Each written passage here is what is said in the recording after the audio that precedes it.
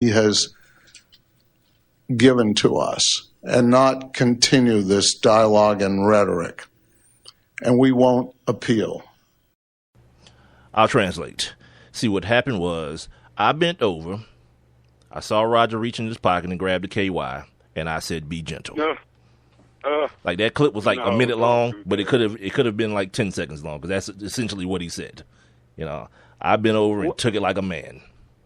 Well, you know, the thing that I didn't know until today was, and this was something else that I got from Adam Schefter, was that Saturday night there was a birthday celebration for the chairman of CBS Sports, Sean McManus, and Robert Kraft and Roger Goodell were both in attendance. And based on a few articles that I read today, they kind of hugged it out and then sat down and had a long conversation. See, at what his birthday party. What they didn't tell you was it was a front to back hug, and Roger was in the back. That's the part. That's the detail they left out. It was a front to back. Yeah, they called it a hug. Yeah. Like Bob was cooking eggs, Bob Kraft was cooking eggs, and Roger just walked up behind him. Exactly. Like the standing spoon. We all know the move. Yeah, when you trying to get your way, come here, girl. Yeah, Roger. Oh boy, you know, rich folk don't like that move there, boy. He had to eat it. But the thing now is, man, is okay. Yeah, he went on and ate that, and I have to think that the conversation that he and the commissioner had Saturday night had a lot to do with it, right?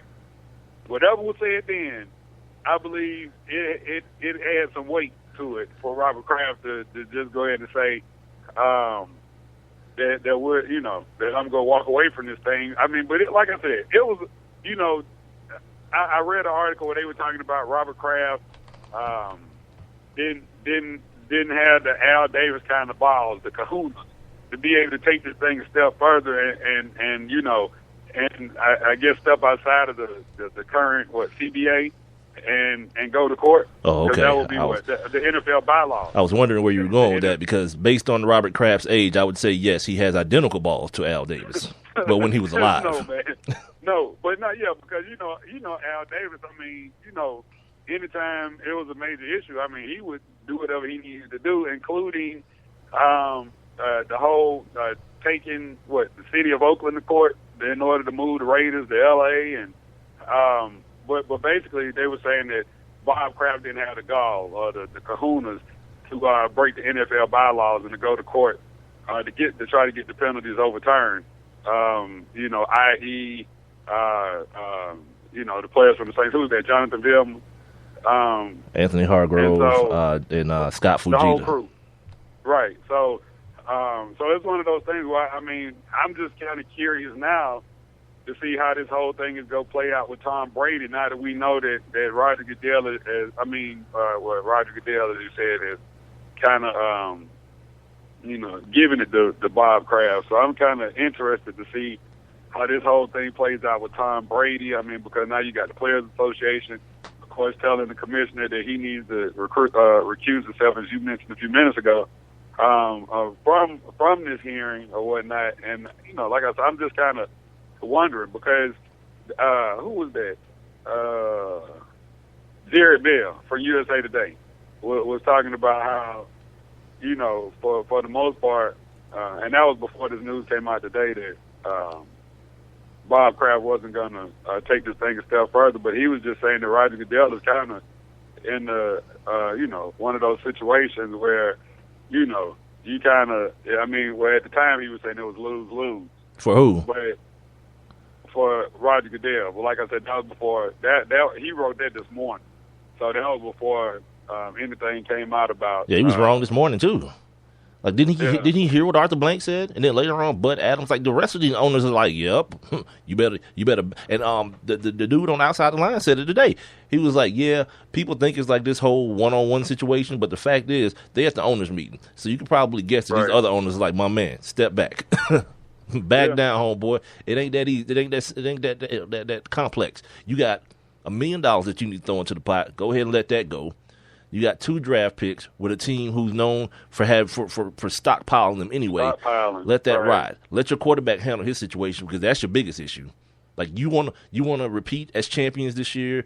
I don't know what kind of chance you feel like you got. Oh, you know what I didn't play for you, dude, yesterday? I'm going to find this right now because it's probably the most ignorant thing that you're going to hear and that's saying a lot. Like if I say this is the most ignorant thing that you're going to hear on this show that today, it's pretty damn ignorant. So what's that dude? Mike Francesa? Is that his name? Oh, Mike Francesa in New York. Yeah. Mike Francesa, the dude that does ESPN. Does he do ESPN radio in New York? No, CBS. CBS radio? That's CBS Sports. Yeah, he come on their network. Had a caller on his show yesterday, and I got the sound. Please say I saved it because I don't just want to tell you guys what this dude said. I want to play it for you so you can hear. Oh, here it is. Thank God. Yes. This is the most ridiculous thing that we're going to hear today. Like, I don't care what you listen to today on any channel. This is going to be the dumbest thing you've ever heard. What's up, Brian? Look, man, let's cut to the truth here. Get right down to it. Yeah, let's go. You guys in the media. We guys, yeah. Yes, you. You despise the New England Patriots really? For one reason and one reason only. What's that? You do not like the racial makeup of the offense or the racial makeup of that team. They're not diverse enough for the media. What? I told you, dude. I told you. They don't have enough. Niggas. N-E-G-U-S, niggas. Not enough of them. That's the problem. That's why you hate them. Yeah. Like, dude. All right. Like, when fools go wild, it should be the name of that episode of the show, dude. Right. That dude said the media hates the New England Patriots because of the racial offensive makeup of the offensive side of the ball. Like, whatever, dude. Yeah, that was a nice try, but that's foolery. I mean, they tried to be diverse and put a Mexican at tight end, but he kills people, so he kills it, right. There goes that. First and head. I mean, they keep a black running back. They keep a black wide receiver. Well, they kind of. Where was? Oh, Danny Woodhead was in San Diego last year. Dang. Who else played running back? What else white running back played for New England? Because now I want to perpetuate it now. I want to make it extra ignorant. Justin Edelman. Julian Edelman. He plays. Plays wide receiver. Fool. Well, their whole wide receiver course. Danny Woodhead was on the little white, but I thought when Edelman first got there, they were putting him in the backfield. I hope not. He's like 5'6" and 160 pounds. I hope not. Man, Danny Woodhead about the same size. Yeah, Danny Woodhead's a tough kid. He's like he's at least 180, and he's small and shifty. Yeah, this little small Edelman kid, he gets broken too easily. Yeah. So now, that's cool. The new thing is now I need the New England Patriots to get a white running back. I want the offense to be as white as snow now. Who? LeGarrette Blount? Like, he's the opposite. Like, there's white on the left and there's LeGarrette Blount all the way on the right. It's probably the blackest dude at running back. But then that's what I'm saying. But it don't get no more ninja-ish than that. You know what I'm saying? So, and he loved weed. They got it. He loved to smoke weed. Yeah. I'm talking about this boy straight quit on Pittsburgh. What was that, on a Thursday night? On a Saturday, this boy had a job with the Patriots. Yeah, they don't care. They don't care. Oh, you know what? We're gonna take a break here in 6 minutes. But here's something else funny that I saw. Like, I don't even know if it's funny, but it was like funny weird, not funny ha ha. As I read it, there's an article. And the title of the article is hashtag if Brady were black. And oh no! You ever read something and you can tell how angry someone is just by reading it? Like, I don't know who. It says hashtag if Brady were black. Tom Brady and the privileges, of whiteness by David J. Leonard. Like, I don't know who David Leonard is. And at first, after I got through reading, I was like, maybe we should have him on the show. But then I was like, should we? I'm gonna tell you why we shouldn't. Well, I'm gonna read these things, these couple of comments for you, and you tell me if you can see why we should. I don't know. Okay, couple of the things I highlighted, the phrases, privileges of whiteness, unflinching power of whiteness. White privilege. That's before we get out of the first paragraph, my dude. We're not even out of the first paragraph yet. He goes on down. He says, if he were black, he being Tom Brady, people would be calling him a criminal and saying his behavior reflected some innate values. They would blame hip hop, single mothers, and the culture of poverty. If a black player, the conversation wouldn't be about Goodell or the system, but how the lack of work ethic and morals led him to cut corners to win, quote unquote, by any means necessary. What? If he were black, the conversation would turn to affirmative action and how he was forced to cheat because he lacked the skills needed to excel at this elite level.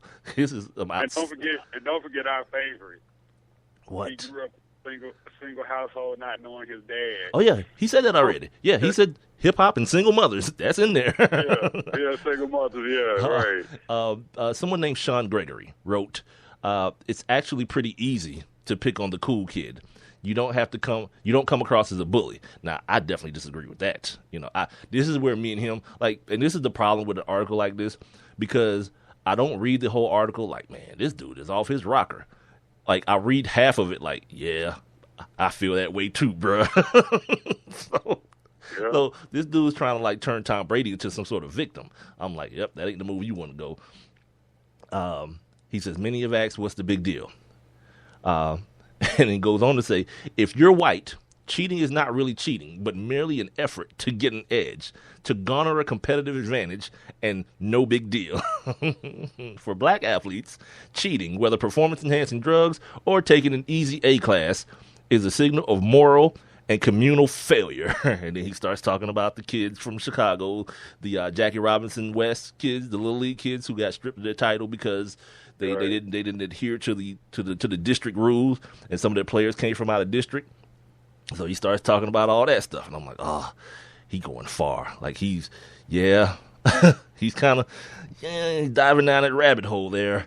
What is he says? Quote: I'm looking at it now. The truth is that many Americans have a dishearteningly high tolerance for cheating in professional sports. This is per the Chicago Tribune, and I agree with that.